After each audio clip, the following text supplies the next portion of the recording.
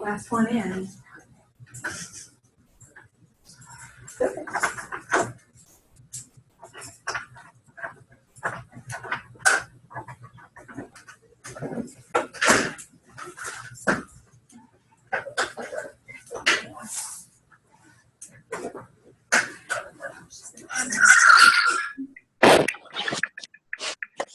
Mr. Good afternoon, everyone.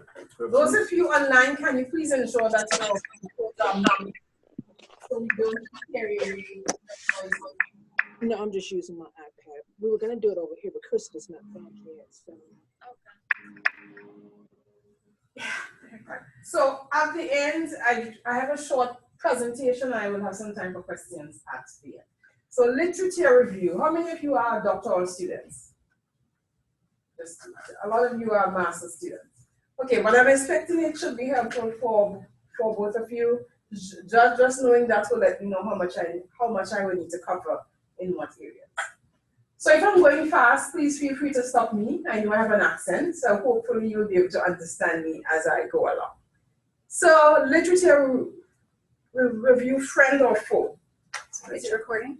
Yes, but this is yet, but let's see. Oh, and by the way, you guys, we're going to be posting this on our Google. We'll send out an email giving you the link where you can get this to. Okay. Good. Okay, so as she said, you will have the slides. So the objectives here, at the end of this presentation, you should be able to say what's the purpose of doing a lit review. You should be able to construct a summary table. And for those of you who may be interested in publishing one, you should have an idea of what are the requirements for getting a lit review published. So let me just start off here. One of the hardest classes I've done when I did my doctorate was doing an independent study. It wasn't statistics, it wasn't anything, it was an independent study. It was in the summer. I decided to do this independent study with a professor from social work. She had been doing some religiosity work, and I decided I would do this independent study. So the other people who were doing this work, they were being paid. That was the first thing that got me upset eventually. But I had funding, so I wasn't being paid. I was doing this work for my class. The others, the professor had gotten a grant, and she had hired them off. Essentially, what we were doing would have been doing lit reviews for the state. But my area of work is cancer, so I decided I would do the lit reviews for cancer. Someone was doing on asthma, someone was doing on diabetes, someone was doing on some other thing.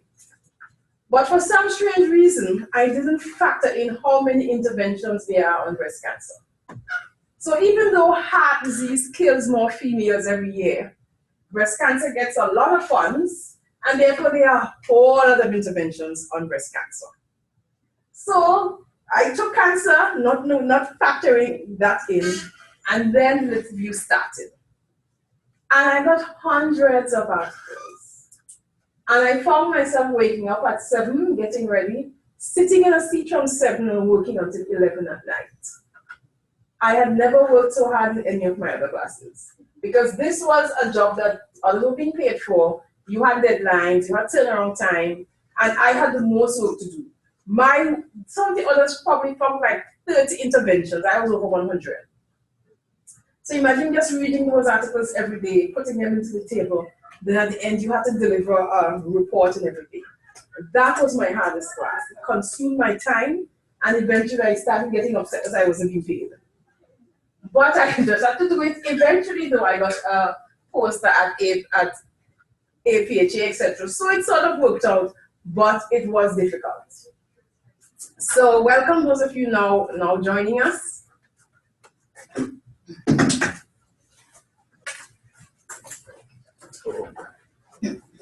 There's some of you guys right here. Yeah, there's some right here, you guys, if you just want to sit. Here, just take them and make yourselves. Stand up, Tristan. Bring around the room.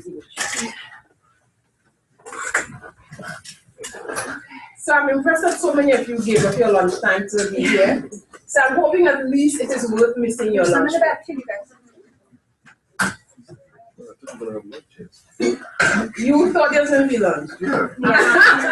You see, now that I put it out in the open, and you're probably wondering, where is lunch? So you know there's not going to be any lunch. There's a couple here too.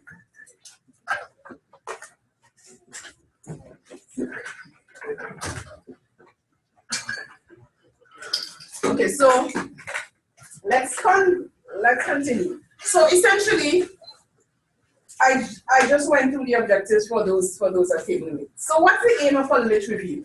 It's supposed to do two things. One, summarize the information, and two, you are supposed to give a critique or an analysis of it. Students sometimes just focus on the summarizing part without thinking about the analyzing part. So it has two aims. You summarize and then you analyze. So usually you would want to see what has been done in the past in the area you are concerned with. You want to get some explanations for probably the behavior you are trying to understand. You want to see probably how the others measure the concepts, what scales they use, what statistical tests they use, etc. You want to look at the data sources that the other people in the past would have also used. And from this, you may also get the idea of how you can develop alternative research ideas. Now, for those of you who came in late, you would have access to the PowerPoint, so you don't need to be writing. So from that, that's the purpose of doing it, to kind of help you understand all of these things. So you first start off by saying, what is known about my subject? What is already known? What is out there? What have people uncovered so far? What are the gaps? And usually you would then try to see what you need to fill in based on what the gaps are. And usually when a piece of writing ends, they would then say, further work should be done on, or new ideas should be brought about, or you can consider doing further work on this. This is the opportunity for you to think, this is probably where I should focus my attention, where the further work should be done. Is there a consensus on relevant issues? Is there an agreement that being overweight is caused by overeating, or is caused by lack of activity? What is the consensus generally? There may not be consensus on your issue, but they can have varying thoughts and positions. How is that factoring into what you are thinking? So these are some of the things you are looking for as you Okay. So you should get and you would also want to think about what's the best direction for your research. So where do you go from here after you have uncovered all of this?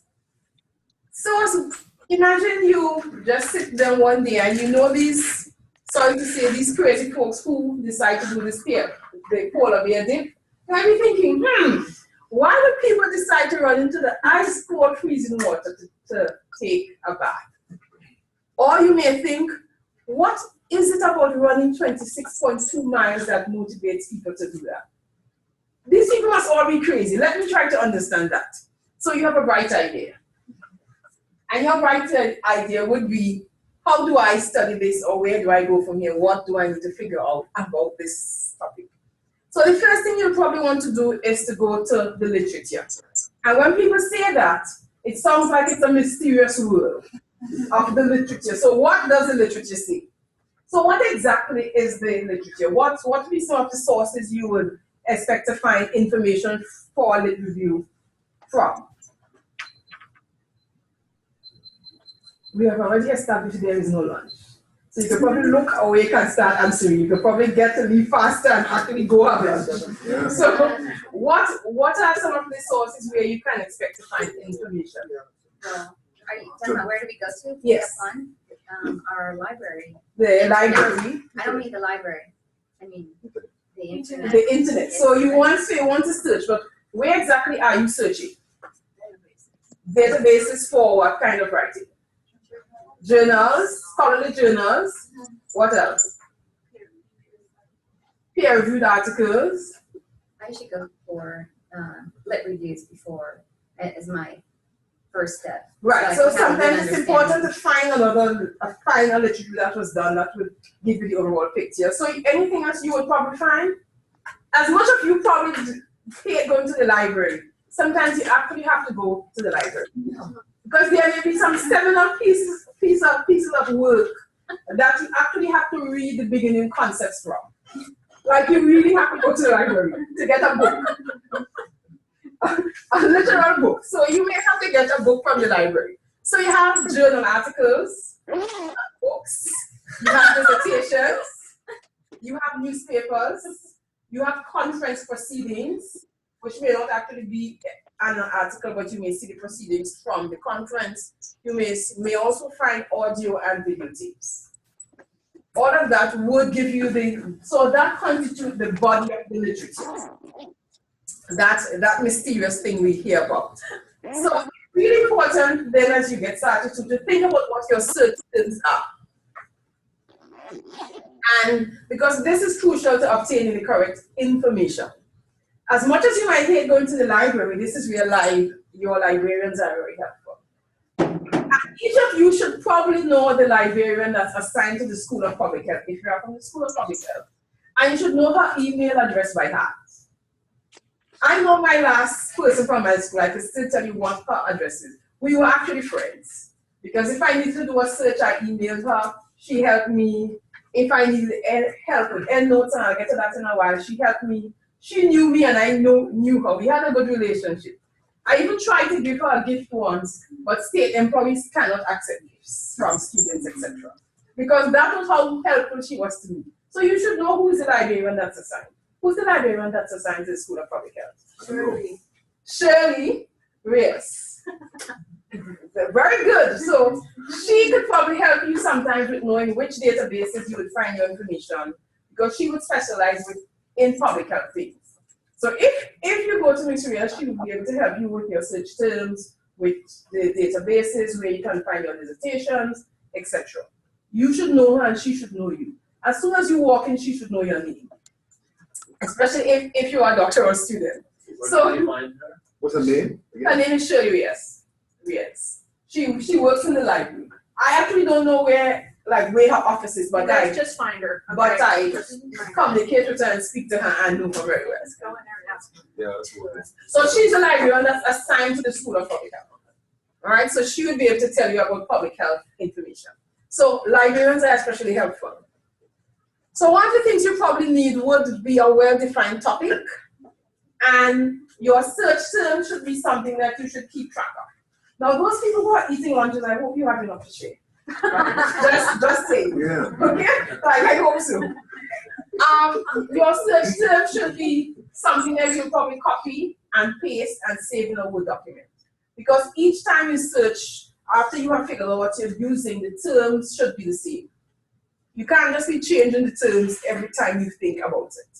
Because it therefore means if I desire to replicate your search, I should put in the same terms with the same parameters and come up with the same number of articles on the same databases. So, and that's why the librarian is especially helpful. Because, for example, even though I do work in cancer, you may have to put in carcinoma, in addition to tumor spelled like the American way, in addition to tumor spelled like the British way. And those are things your librarian will probably be able to help you with. So at the stage when you're searching, you need to see the librarian. I said my students at this stage, go to her in the library, she will help you. Because this is what she is supposed to be doing and she specializes in. Sometimes you may have to go as far as 10 years back to find an article. And sometimes when you search, and this is just a tip, if you search, you can't find an article or you don't have access to it. What I have found very helpful is emailing the authors or the first author. Just emailing them and say, I'm a student, I want to get this article, I want to use it. They have always responded with the free article by emailing it back to me. Because they realize too, you'll probably quote them and cite them and it's good for them. So as long as the contact information is the same, just write them and ask them if they could send you the article. It will probably happen faster than even going to the library sometimes.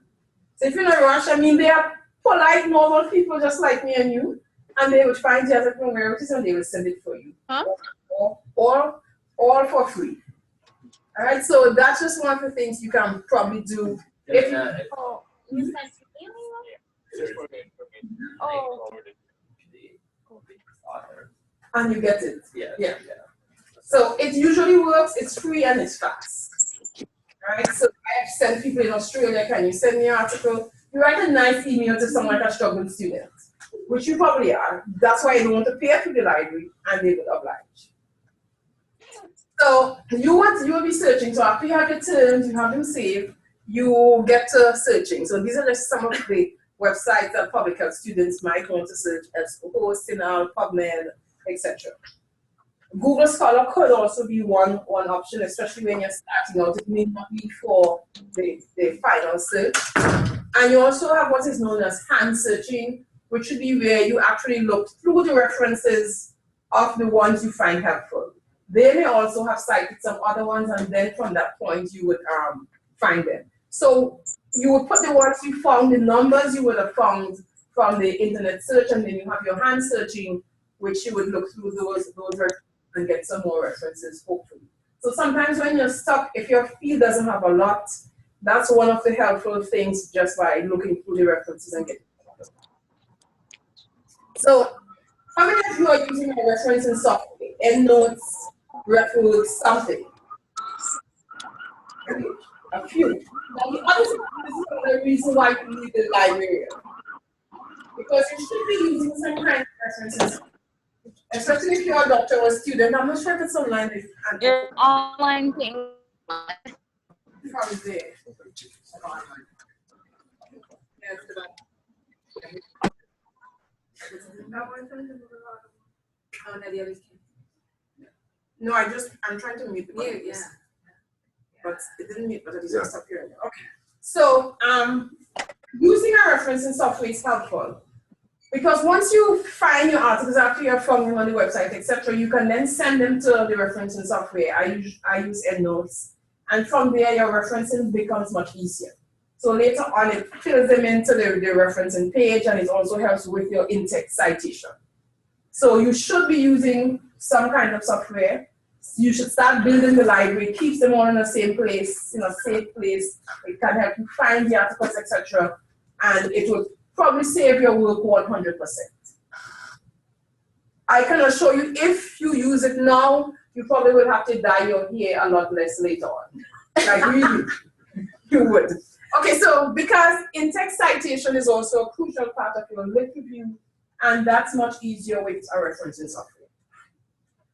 Okay, the librarian is once again able to help you set that up, show you how to use it, etc. Yes? Could I interrupt just once? We're going to be having an EndNote presentation next week, but that fine gentleman over there with the curly hair.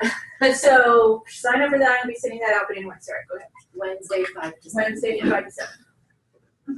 Okay, so that's right. So once you know how to use EndNote or whichever referencing software you probably would like, it cuts your work in half. You spend a lot less later on buying that to cover the grade here you probably would have gotten during school. Just a second, can I change this? This is working now. Okay, so now you have found the stuff you need, and essentially you probably need something like this, but you need to get from this to this. Right? So this is what it might probably look like. And that's how I felt when I was doing my pre-independent study work, because I have tons of articles, and this is like, when am I even going to get done reading all these things and putting them into this table, etc. So your end product is this from what you are starting off with. Now really, there is no magic when it comes to writing it up. You actually have to write it. There's nothing I can tell you that will make it magical. You have to write it. But after you have cleaned the house, cooked, made sure everything you have to do is done because you are trying to procrastinate, you have to get to writing. Right? You just have to. Okay? So I have no magic tips to share. But as you think about your topic, think about it like a funnel shape. You're starting broad and you're getting narrow. So you probably start with the literature in a broader sense, narrowing it down as you go along, even as you search. You probably want to see what's happening in the US and then what's happening in the West Coast, what's happening in different areas as you do all of that. Broad to narrow. Broad to narrow. Thank you. Yeah, like it's going on live right now and I'm watching it.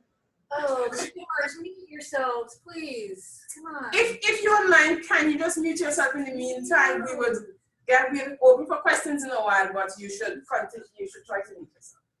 Okay, so this is from PhD Comics, just likely since you're missing lunch.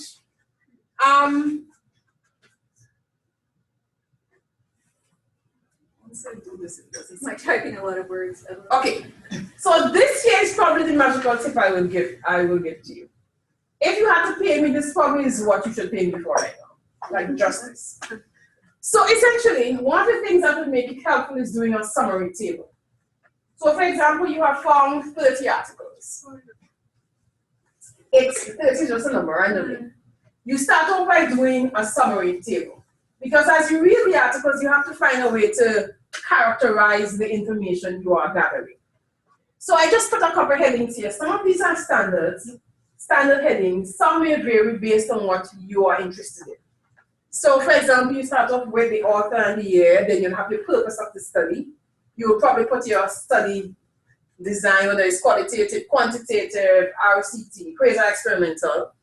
You will put your sample, the number, probably if you want to characterize them by race, by age, by patients, whatever, however you want to put the sample here. Setting could be hospital, school, church, however you would like to do that.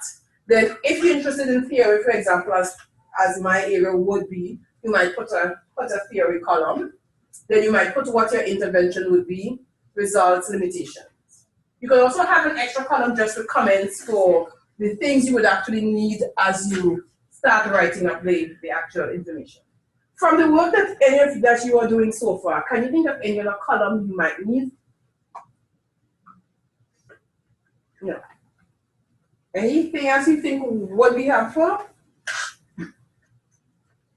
Because essentially, once you start reading the articles and you do this summary table, you probably shouldn't have to go back to the article again unless it's a really pressing need. You should be able to write from the summary table. So the summary table should have enough information for you to begin writing. So there may be some other categories based on what your area would be, based on what your would be. But essentially, you are looking at these basic things.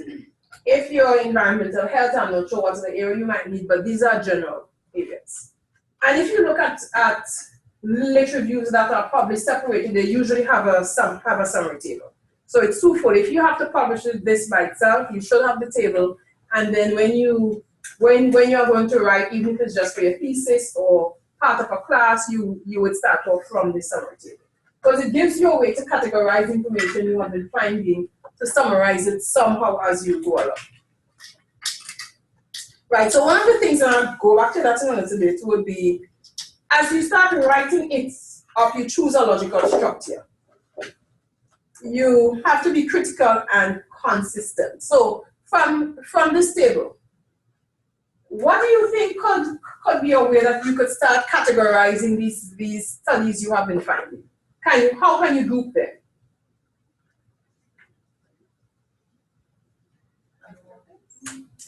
Purpose can be one. You could put all with the same with the purpose. Study design, you could probably group all the RCTs, all the quasi-experimental. Yes? Sure.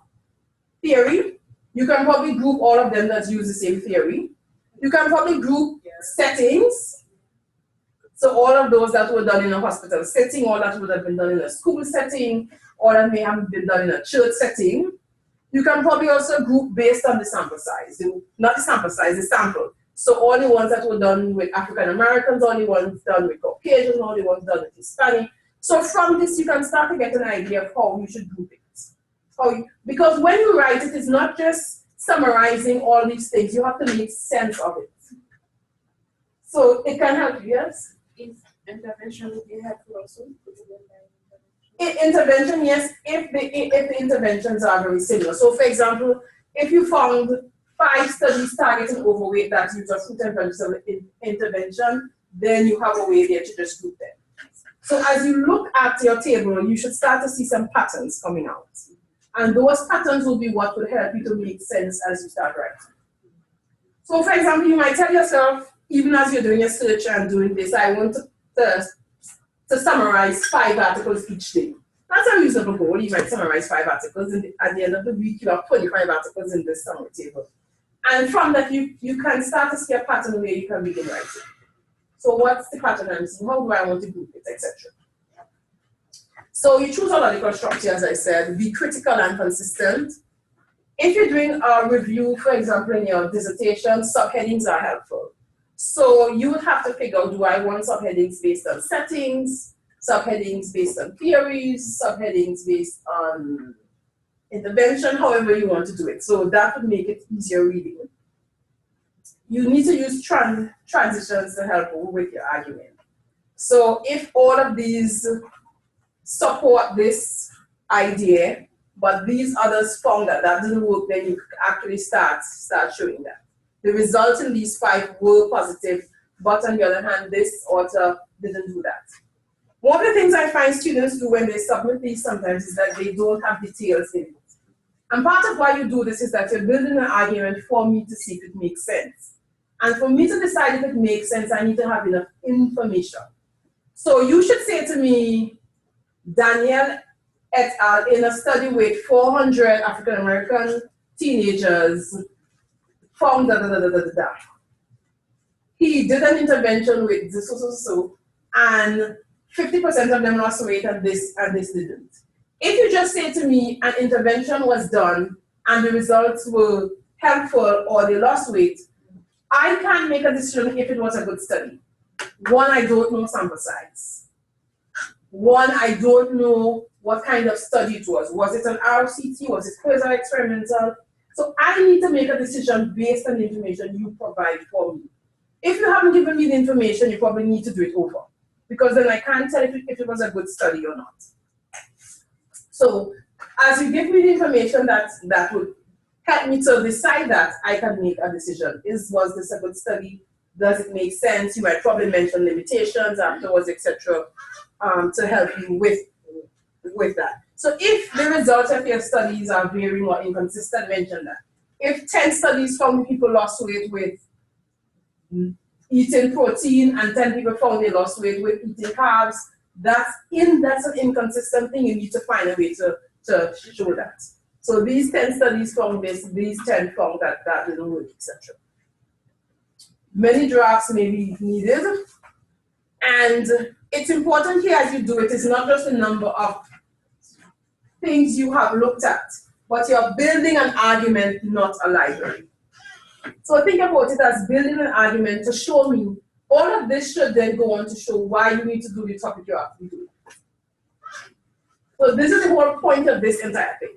So from all these things, the results are varied. They don't have enough information in that area. This is why my work is going to change the world. You probably won't change the world, but in your mind, you think it would. So in your mind, this is why you think your work will be changing the world. Because this is what has been done so far, and this is where I would like to go. Questions so far? Okay. Now, some of you are probably doctoral students, and you may be thinking about publishing separately now. And lit reviews are one of the easiest things to publish. Well, not easiest, it's hard to do, but it's probably going to be easier to get this published without actual data. Because you might be young, you don't have data to actually put a whole paper out there, but you could probably say you want to do a lit review. Right, so if you are doing a lit review as something you'd like to publish separately, then there's something called a prisoner checklist. And there are a couple of things on this that you need to supply in that kind of information if you're trying to publish separately. So you probably want to do, well, the title should say it's a systematic review, for example. You would put the rationale, put information on the questions. This is just a long list. And it's important here, when it speaks about the search, to say the full search strategy, where you search CINAHL, EBSCO, where else you search, PubMed, etc. And your hand searching, you did this. Then you put your study selection. That's another whole area. But basically, you have to make sure you tick all of these things if you're expecting to get a lit review published. And this should be in the slide so you can see. More information on that results, then you put the number of studies that you screened, the number that made the final cut, the number that you chose, and you put all of that to indicate why you chose these ones at the end generally. Then you synthesize the results, etc. if you have been funded, you would say what your source of funding would probably be, limitations, etc. Some common limitations for this would probably be like you search in English, you search for these last few years, etc. Because remember, there are other papers written in other languages. And when you search in English, that's usually a limitation in like a literature, for example. This is another flow diagram. I know you can't read it here, but on the slides you will be able to. But this just tells you, so it starts off with saying number of the searching strategy, number of duplicates that you took out when you search EBSCO, host, and CINAHL. Because, for example, EBSCO, host, and CINAHL would have some of the same articles. So you have to take out those duplicates. Then you say the number of records that you screened, so you look through 1,000 articles. And then the number of records that you excluded. But from the 1,900 of them didn't apply because you were looking at this population. Then you say the number of full text articles, number of studies included. So they usually expect a chart that looks something like this. Just saying where you search how you got down to these final 40 in your lit review. Because you might search 600 articles and you end up with final 40. What did you do to get down to the final 40? And this just lays it out and shows what you are looking at generally. Suggested reading, if you want to do any additional reading on this area. Just another comment.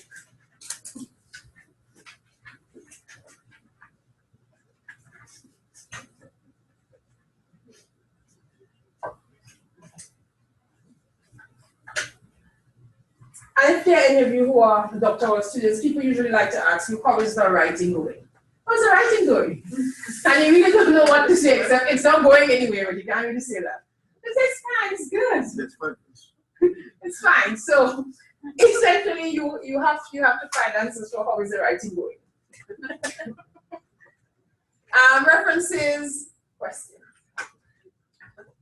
I know I went pretty fast. Any questions or comments, ma'am? Okay. Great presentation. Thank you very much. I drove my two colleagues over here with me because I understand they get a bigger bonus. Yes, Yeah, right. it's a per head. She's a doctoral student. And so there's a few of us that are against the wall, and I think there's a worse question to ask a doctoral student, which is when are you going to be done? You know, our parents, everybody else. But this lit review, I think is really important to us doctoral students who think that we're so smart, because sometimes we forget the basic components of a lit review. So when I'm doing a lit review, for example, with mine, I'm looking at breastfeeding, and I'm looking at specific parameters inside of breastfeeding. So when you were just showing, go back one, I think it was, or is it back two, your schematics? Yeah.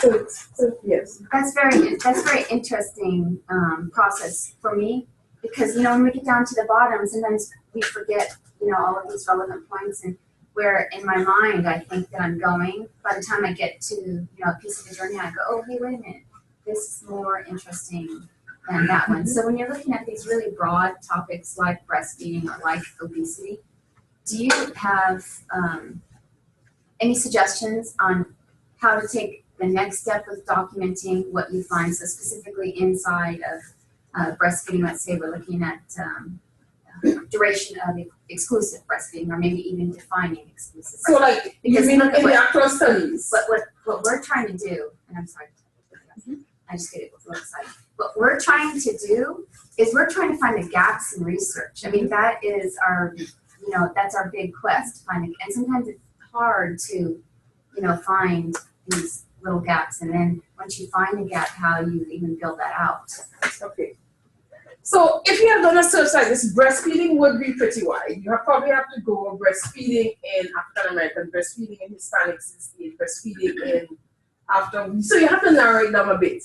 And one of the things you find, if when you search, you have 1,000, you find 1,000 relevant articles, you are still searching too wide. But if you have only found 10, your topic is probably still too narrow.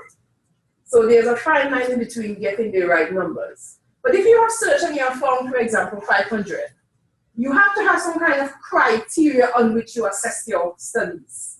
And there are several other guidelines for that you could use in terms of, I think Consult is one, they have some flow diagrams, things that you would pay attention to, in terms of how many So for example, you could probably only want to use studies that use RCTs or quasi-experiments. You could probably only want to look at studies that went for more than 5 months.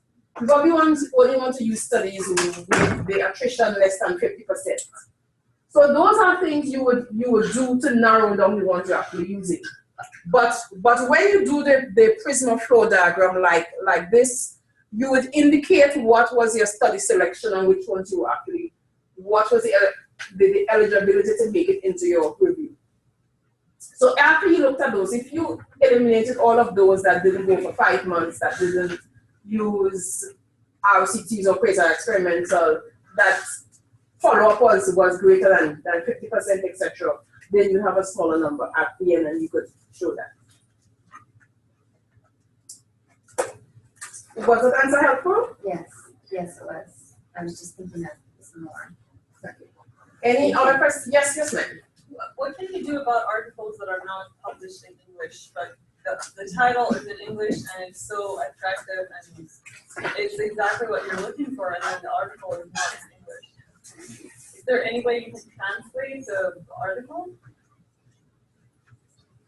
Now, if you email the author, some authors could actually give you an English version. And that may be your best bet unless you want to go to the translation. But usually if you say that you searched in English, they won't expect you, even though this is like crucial, to be fine if you don't have it because it wasn't in the language. But some authors can actually give you an English version, but they may have written and submitted to like a different language. Use Google. But to translate a full article in Google, you don't always get the same translation in the context that you would actually need. So it's I was going to say something.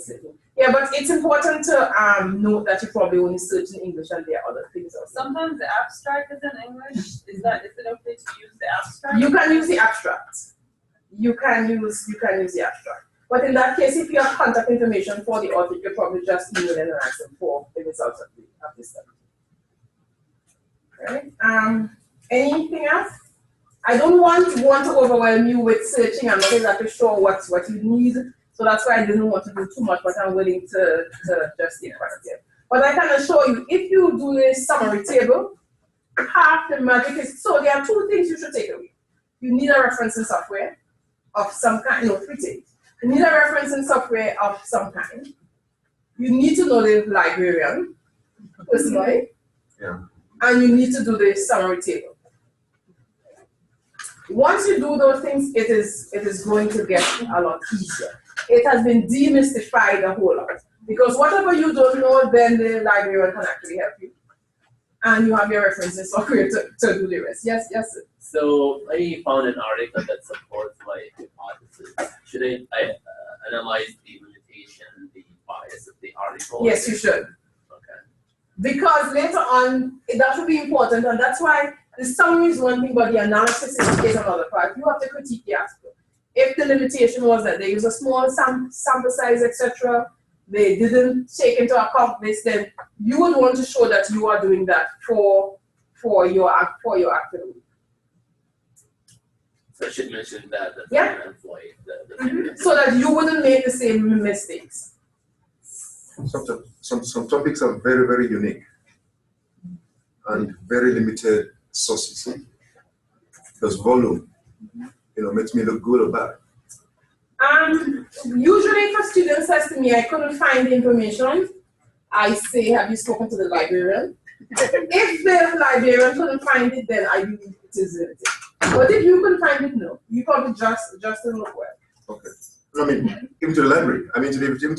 Even to the library. If they set up the search terms for you and they told you which sites to go for dissertations and everything and didn't look fine, then I trust it. Okay, that's what I'm saying. And then that would be where you show now, this is why my work is needed, because there is a dearth in the area of so. There's limited research on the area in this population. And voila, this is why I need to be doing this amazing transformative. Not in those words, but that's essentially what you'll be trying to say. That probably wouldn't swing well in your defense, but you probably need to be doing that. And it's helpful too whenever, even as you come to defending, for example, that you know your literature. When questions are you should be able to say, this person et al. Found this, and they use this method, and they use this test, etc. So knowing that also helps you.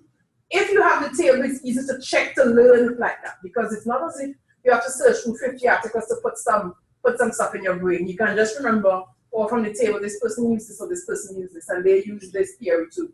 These other 5 studies did the same thing I did. So the table generally helps to demystify it. From the folks online, do you have any questions?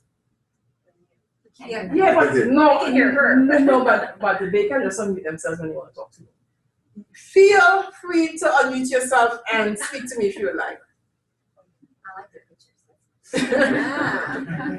Okay, good. So we have no question. Okay, so hopefully it wasn't helpful. I can speak to any of you if you would like, but no other librarian, do the summary table and get some references. And where are we gonna have this available? I'm gonna be posting this, I'm gonna be sending out an email to everybody who ever wanted an email and people who didn't too. And you'll have the path, and we'll probably also put on Canvas. I'm not so good with the Canvas, so I'll figure it out, we'll get it up there, but we'll for sure put it on a Google Drive. I'll give you a link to that. And then the recording, I just gotta feel my way, you guys. I'm kind of not a technology person, but I'll figure it out and we'll post that as well. Also, be prepared if you guys wanna know about EndNote, you're gonna wanna come next week and be emailing about that, so be doing that. And also, you guys know who I am at the Writing Center, Molly Doherty. This morning. Yeah, it's Molly. Yeah. Anyway, so you guys can come to me with questions and problems you're having related to your dissertation, because I'm probably gonna end up knowing a lot of you anyway, because I also edit the dissertation for you guys, so. All right. Thank you for coming. Thank Dr. Steele, you guys. Thank you. Thank you very much. He was awesome.